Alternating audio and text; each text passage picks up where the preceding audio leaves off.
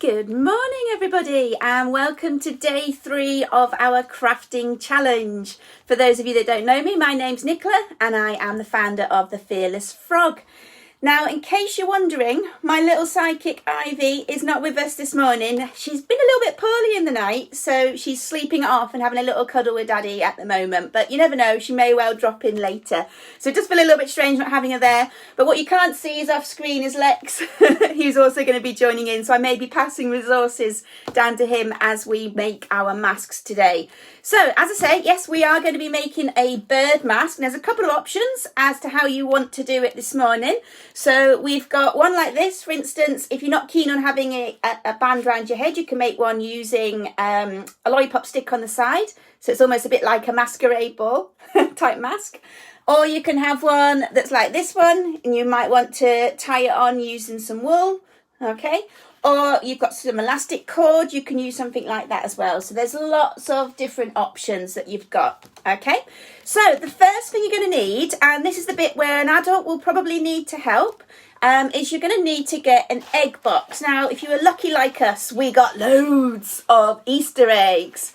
Still eating our way through them. But one of the ones we got was one of those little eggs that are filled with naughtiness, chocolatey naughtiness, and you scoop it out with a spoon, and they come in these really cute little egg boxes. So you can use one of those or a standard normal box. It doesn't matter which, but obviously make sure there's no eggs inside of it first of all. So that's something to bear in mind to begin with. So there you go, Lex, there's your one. What you're going to need to do first of all is just cut off the end so that you've got 2 full holes and then the pointy bit attached to it as well.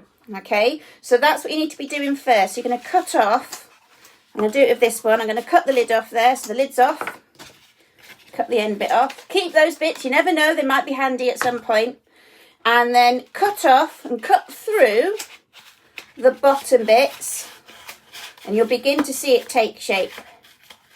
Okay, so this, as I say, is a little bit tricky. If you're a bit young with scissors, you might want to get an adult to help you. So you're beginning to see already, we've got the eyes and the beak there. And we're just going to trim the edges off. And see what's happening there, Lex, as well, yeah. Okay. Now it's up to you how much of the edges you keep. And it's looking like this so far at the minute. Just going to trim around the edges a little bit more, I think. Make them a little bit rounder. So we're going to do a little bit of the prep work first, and then we can have the fun with the decoration afterwards. Here we go. And that's looking good already, actually. How's yours looking? Okay, so you can see one there. I'm just going to trim the edge off the top there. There we go. Let me know if you're using your Easter egg recyclables, or maybe you're using an egg carton. Let me know what you end up using. So there we go. Our 2 eye bits there. And the beak, this bit's going to be here. Now you could cut into that a little bit more and you could shape it a bit more so it goes all the way around your eyes. You could cut that bit out if you want to, or you can just leave it like that and you can kind of make it into bushy eyebrows if you wanted to. Okay, so that's what we've got to begin with.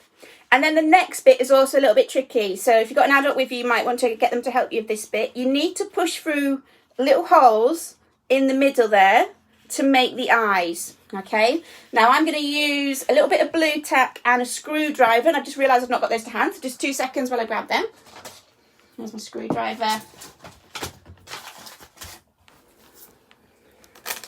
And the blue tack. So I'm just going to put the blue tack in a little ball underneath, put that on top, and then get my screwdriver to make the hole in the middle there. Take the blue tack off. Okay, once you've got the initial hole, it's then a little bit easier to kind of push through. Make it a bit wider if you need to.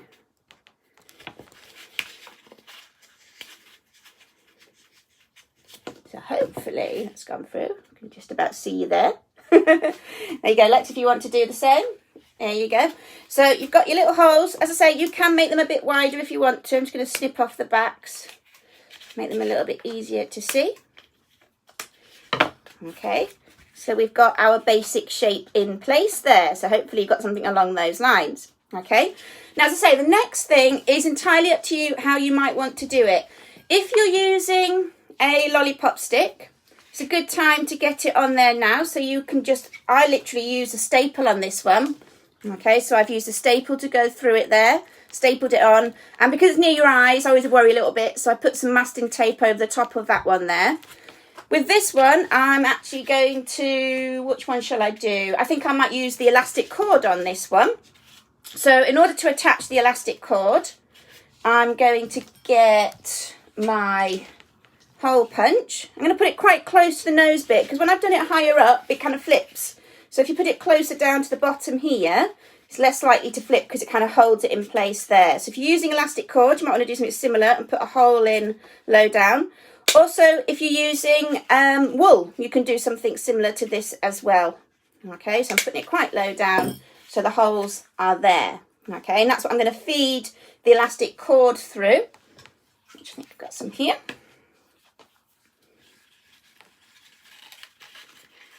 And put that in place. So there's lots of options in terms of how you might want to attach it. I'll just show you the pack. One of these little packs with elastic cord in it. It's really long actually. It's going to last us for a while hopefully. So that's just some elastic cord. As I say, you could use wool, or you can staple a lollipop stick to the side so it looks like something out of a masquerade ball, which would be fantastic as well. Okay. So I'm just going to feed those bits through. But you have to use one of those, the stapler down there as well, just to staple it on.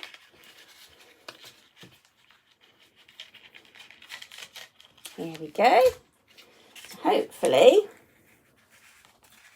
there we've got our initial sort of bird mask shape fitting on. I might have to make my holes a little bit bigger, I think, so that I can see a little bit easier. But there we go, that's the initial bit. So we've got that first bit done. Now on to the fun bit of decorating. So Lex, have you done the stapling bit? Can I just borrow your one? So some of you might want to do the stapling bit like Lex has done here. So it's perfectly just on the side there. And I say, if you want to put a little bit of tape over the edges, have I put all the tape away? I have, haven't I? Here we go. Orange or purple? There you go. So you can tape those to the edges just to kind of cover them up, because obviously it's near your eyes. You want to be safe with that. So the next bit, in terms of decorating. Now it's up to you how crazy you go with your decoration. It's entirely up to you. You could just paint it. You could get some felt tip pens. You could get sort of easy paint dabbers if you wanted to all over it. Or you can go a bit fancy and put things on it like feathers and gems and jewels. You jazz it up however you want it to be. Okay, so I'm going to start by putting some feathers on. Now the feathers that I think work particularly well are the ones that are quite fluffy at the bottom. So like these ones, if you can see. These ones work quite well because they stick well to the glue. The ones that I did on this one, they were much bigger and I had a bit of a trouble getting those on actually. So I ended up putting an absolute load of PVA glue on and then stapling it down to hold it in place because I got a bit impatient waiting for it to dry. So do think about the sorts of decorations that you want to include. Obviously the bigger ones are a little bit harder to attach, but I'm going to go for some small fluffy ones to put along the top. So I'm just going to use some glue. Okay, I think I'm going to go for some green. Let's have some green foliage. And let's have some pink. Green and pink. Let's go with green and pink. Pop them along. So I'm going to get my glue stick. Just sort of standard glue stick. And put it along the top. Put them in place. I often think it's easier to do this before you paint, because otherwise then you've got to wait for the paint to dry before you can actually put these bits in place. So it's up to you really. I just get a little bit impatient. So here we go. Let's put some pink ones on the top. Sticking it down nicely. Help yourself if you want to get some feathers. The glue sticks there as well. There we are. So I've got a pink one. I've got a green one on there as well. There we go. So as I say, if you've got the ones with the fluffy bit on the bottom, I think they stick much better. Okay, they grab hold of the glue more easily. So you can see on the bottom there, along the top, I've got the green and the pink. Okay, Might put a little bit more on actually. Have we got any blues? Might get us a couple of blue ones. Let's have some blue. Put the blue ones on there as well. So I always like about this sort of thing, you can make it your own. You don't have to copy anybody else's design. That's what's so nice about being creative, isn't it? Getting to do your own thing. Brilliant. Okay. All right, so we've got our feathers on. We've got our band on. We need to add some colour. Now today, I'm just going to be using very straightforward, ready-mix tempera paint. This sort of stuff that we get from, actually I got it from the whole scrap store. They're brilliant and they're going to be opening again on Monday, which I'm so excited about. Fabulous place. So we're going to be using the ready mix paint. I'll just grab my tray and squeeze some paint in here. And again, it's entirely up to you what sort of design you go for. Obviously I've gone for a bit of green and pink and blue on my feathers, so I might try and emulate that a little bit in the colours that I'm choosing for the actual mask itself. Oh, and I like a bit of fluorescent yellow. These are lovely fluorescent colours. Really nice. Okay, let's just grab a paintbrush. Here we go. So this is always the fun bit, isn't it? Doing a little bit of painting. Oh, actually, I want some more fluorescent orange for the beak. Let's put some fluorescent orange on there as well. Super. Right, so let's get painting then. I say you don't have to use paints if you've not got any paints at home. Don't panic. You could use, oh, I tell you what would be good. Use some PVA glue and you could stick on like little bits of tissue paper and it'd make it look like feathers all over it, wouldn't it? So that would be another way of doing it. You could use felt tip pens and Sharpies. They would show up really nicely as well. So that'd be another option. You can see I'm just painting it bright orange on his beak there. Gonna look beautiful. Here we go. And this I think is always nice to do. This is what I particularly like about crafting, getting the paints out.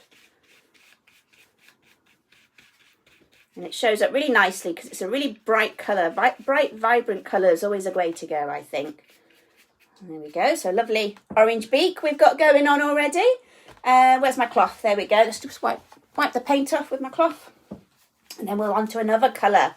So let's have, I think I'm going to put green all on the inside. Let's put green on the inside there. How are yours getting on? Is anybody joining in at the same time if you're live? It'd be lovely to see what you make. And don't worry if you're not able to do it at the live at the same time. The replay, obviously, I'd love to see what you manage to do on replay as well. So you can post later on too. That would be lovely to see. See what you managed to create. So all these little bird masks are all going to be very different, I'm sure. So there we go. Got some green going on in there. Do you want the cloth? There you go.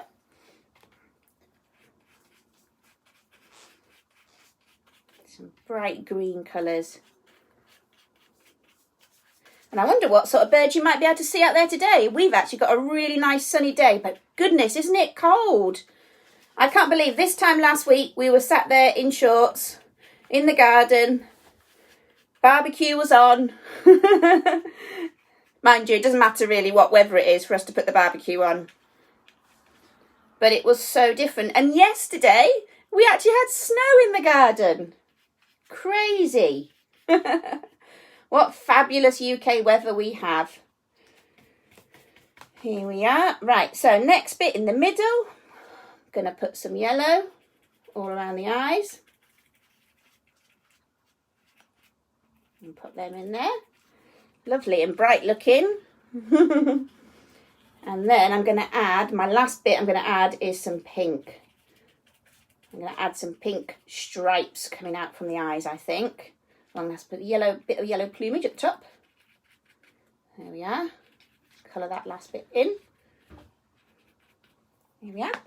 And the last bit's going to make my finishing touches. I'm going to put some pink stripes coming out from the centre. Here we are. Pink stripes coming out. So bright. These colours are amazing. Really like them. Okay. And there we have our finished egg carton bird mask. What do you think? Now, do I risk putting it on? I have a feeling the paint's not quite dry, so I might risk putting it on in just a moment to finish us off.